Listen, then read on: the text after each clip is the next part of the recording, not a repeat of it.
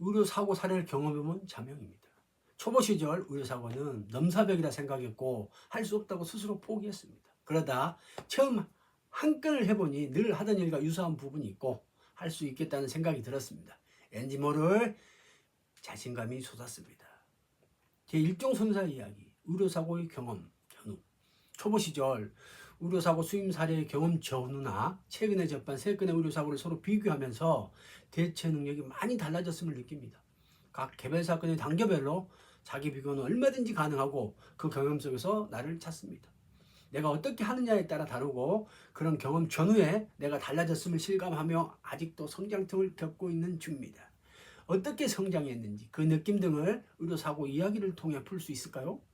서로 교차 비교, 신명사고, 코로나 치료 중 사고, 의료사고 일반 이야기 등을 페이스북용으로 동시에 작성하면서 의료사고의 틀잡기와 체결을 시도하며 서로 교차해서 비교해보더니 자기 비교가 가능합니다. 내 얘기니까 그게 서로 간에 도움이 됩니다.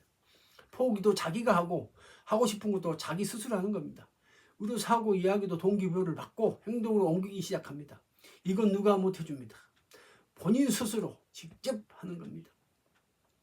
환경변화. 코로나 전후로 비교, 특히 비대면에서 오는 업무의 변화가 찾아왔습니다. 내 몸과 정신 속의 무기력적인 잠복은 물론 현장에서 의사도 환자도 분위기도 많이 바뀐 것을 직감하게 됩니다. 또 한편으로는 환자에게도 질병의 발병 전후, 의료사고 전후에 자신의 삶의 변화는 어떤지 묻습니다. 지금보다 더 나아진 삶을 살 수 있기를 바라면서 한눈의 실명 이야기, 카톡이 옵니다. 어느 날 친구가 카톡으로 다짜고짜 자기 형 전화번호를 주며 통화해보라고 합니다. 무슨 일인데? 형이 궁금한 거 있다며. 그래서 그 형한테 전화했더니 그 형이 오늘 의사를 만나는데 수술이 실명이라며 수술이 잘못된 거 아니냐며 따졌다고 합니다. 의사가 업무과에 가서 상담해보라고 했고 업무과 담당자를 만났는데 그 담당자의 거침받은가 마음대로 하라고 했다며 감정이 상했음을 하소연하면서 샤명에게 도움을 요청한 사례입니다. 현재 우측 눈이 실명된 상태입니다. 환자는 우측 눈이 안 보이고 눈앞에서 손바닥을 펴서 흔들며 느낄 수 있는 안전수동입니다. 환자 입장에서는 수술 후 발생한 실명이어서 그것이 의료과실 아니냐고 주장합니다. 깡초 선수 입장에서는 지금 의료과실인지 아닌지 알 수 없고 그런 것을 확인하기 위해 의사와의 면담이 필요하다고 안내합니다. 의료사고 환자의 경우 그 나쁜 결과는 확인할 수 있지만 그 결과만으로 의료과실이라고 단정할 수 없습니다. 그 발생 원인이 다양하고 그 원인이 무엇인지에 따라 다르기 때문입니다.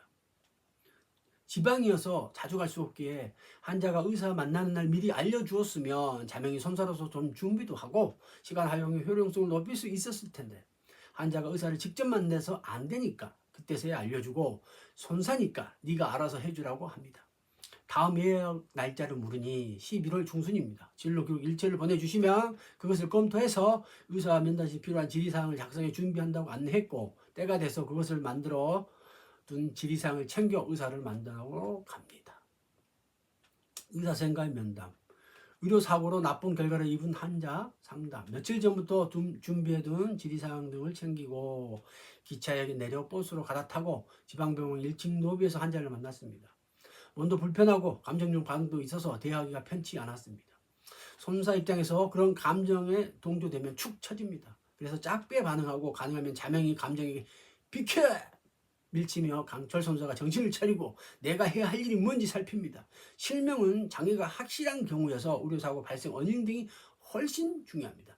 환자가 수술 후 한쪽 눈이 실명되었으니 의료과실이라고 하나 무조건 의료과실이라고 할 수는 없고 오늘은 그런 부분이 있는지 확인 차원에서 의사 선생님께 의료사고 발생 원인을 묻는 것이라고 알립니다. 뺑뺑이 돌았습니다. 진료실에 앞에 앉아 준비해간 질의사항을 봅니다.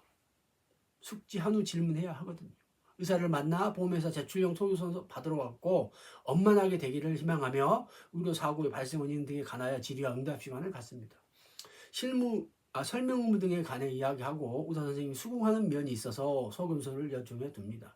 그리고 아래층에 있는 업무과 법무팀 담당자를 만나 시술 동의서상 중심망막동맥 폐쇄에 관한 언급이 안 되어 있다고 하니 혈전이 있고 그 혈전이 어디로 갈지 모르니 포괄적으로 설명한 것이라는 판례도 있다며 알아서 하라고 합니다. 그 판례 보여주세요. 다시 소견서 확인차 의사 면담하니 이전의 대화 내용과 많이 달라져 있습니다. 난감합니다. 그 업무과 직원이랑 보조를 맞춰 방어 기제가 작동 중입니다. 자명도 긴장 상태에서 상대방의 부정적 시각과 감정적 반응의 맥이 쫙 풀립니다. 오늘 또 내가 온 현실과 마주합니다. 의사쌤과 면담한 결과 신통하지가 않아 역으로 가는 길이 너무 길게 느껴졌고 긴장한 상태로 서로 대화를 주고받으면서 에너지 소비가 많아졌는지 배도 고팠습니다. 돌아오는 기차 안에서 오늘 의사쌤과 나눈 대화 내용, 추가 의문사항 등을 체크했습니다. 나중에라도 그것을 재검토해 볼 수 있게 손사로서 의사쌤과 면담 전에 놓친 것은 무엇인지 기회가 되는 대로 복귀해 보려고 합니다. 단계별 자기비교, 진료기록 검토 전후 소규와 수임을 통해 환자라는 특수한 환경의 사람을 만나는 것입니다. 먼저 상황 파악을 위해 진료기록을 복사 요청하고 그 진료기록을 검토하면 이래 파묻혀 꼼짝할 수 없는 상태가 됩니다. 그 경직을 풀기 위해 의료지식의 자료 확보와 주의점들이 보일 때 진료기록 검토 전을 비교하면 온기가 감돌기 시작합니다.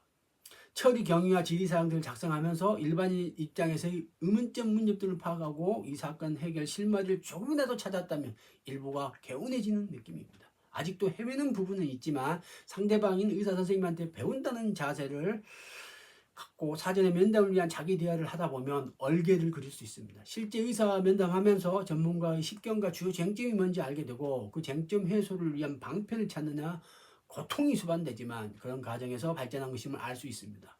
한순간이도 놓칠 수 없습니다. 이상은 의료사고와 자기 비교를 통해 나를 알아가는 법을 찾습니다. 처음부터 잘할 수는 없지만 노력을 해보려고 합니다. 궁금한 점, 좋은 의견 있으면 댓글로 달아주세요. 까치의 가치를 꿈꾸는 깡철 선생님.